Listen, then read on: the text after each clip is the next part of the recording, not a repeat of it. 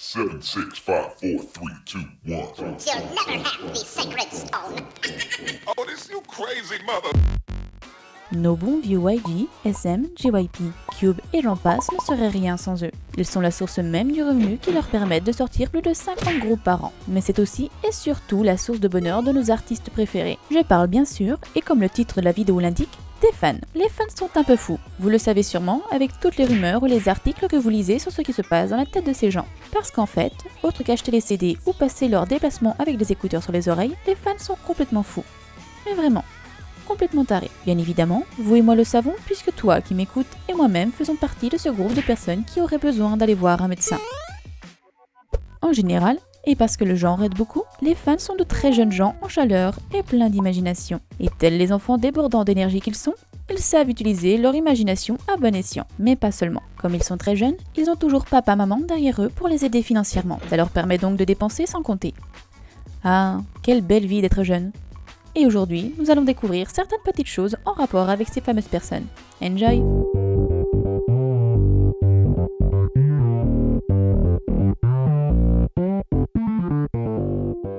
Elles envahissent vos fils d'actualité et vos suggestions YouTube. Je parle bien entendu des covers. Rien n'est tel que de regarder ou d'écouter une cover pour regretter tous les choix que vous avez faits dans votre vie. Vous pourrez alors voir à quel point les personnes sont talentueuses pendant que vous êtes dans votre lit à manger des chips. Pour la plupart, leur talent est tel que vous préférez écouter leur cover plutôt que l'original. Ou que vous serez tant ébahi par leur pas de danse que vous devrez les regarder des dizaines de fois avant de pouvoir vous en remettre. Beaucoup connaîtront peut-être le groupe de cover. Sainte 319, 319 Entertainment, enfin bref, eux quoi. Mais beaucoup d'autres covers vous attendent sur YouTube.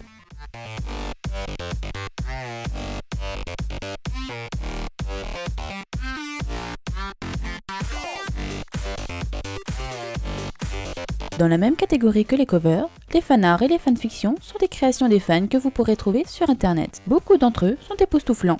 D'ailleurs, les quelques fanarts que je vous passe à l'écran ont de très bons créateurs. Allez faire un tour dans la description pour découvrir plus de leurs œuvres. Encore une fois, c'est une catégorie qui vous fera pleurer toutes les larmes de votre corps tellement c'est beau, alors que vous ne savez rien faire. Pour ceux qui ne savent pas forcément ce que c'est, je vais vous faire une rapide présentation. Les fanarts sont des créations sur papier ou sur logiciel qui représentent des artistes ou des situations de clips. Ce sont des dessins, pour la plupart exceptionnels. Oui, pour la plupart. Comme pour tout, il y a des choses plus ou moins bien. Forcément.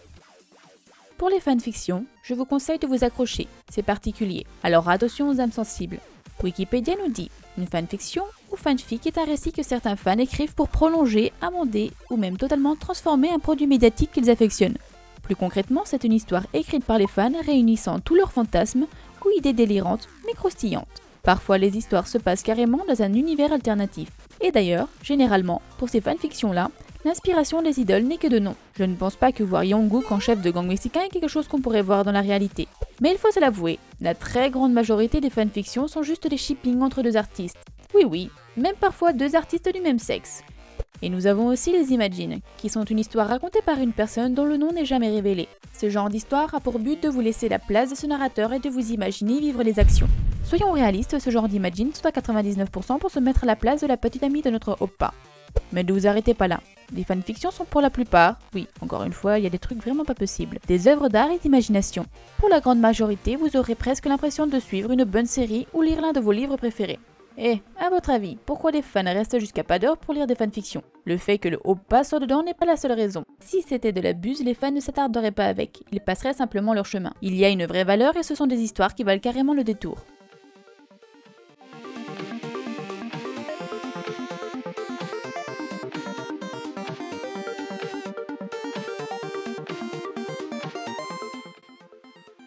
Alors, asseyez-vous et prenez un bon bol d'air, ça va être encore un peu plus compliqué et foufou sur les bords. Commençons par le début. RPG, c'est quoi? C'est un terme qui signifie Role Playing Game, qui, en français, veut dire jeu de rôle. En gros, une personne réelle incarne un personnage pour le faire évoluer dans un contexte particulier. On en trouve dans les jeux vidéo avec les MMORPG, dans les jeux de plateau, mais aussi, et c'est ce qui nous intéresse ici, dans les RPG écrits. Alors, c'est une catégorie bien étrange, car pas si connue que ça.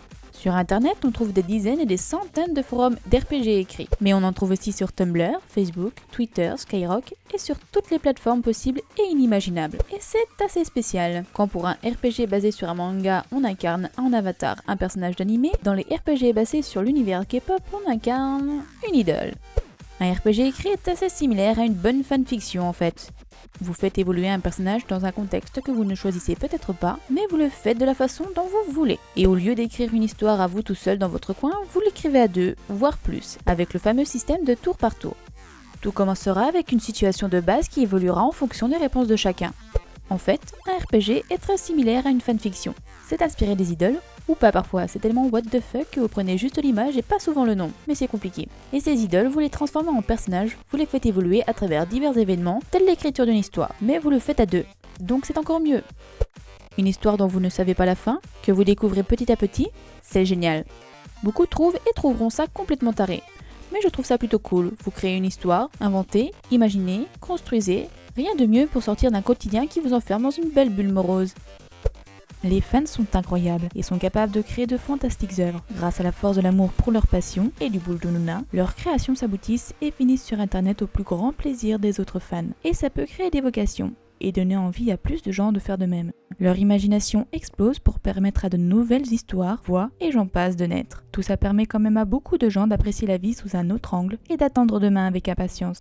Ma liste est exhaustive, les créations des fans ne s'arrêtent pas là. Je n'ai pas parlé par exemple de la création maison de goodies ou alors des podcasts. Peut-être que je ressortirai une autre vidéo à ce propos.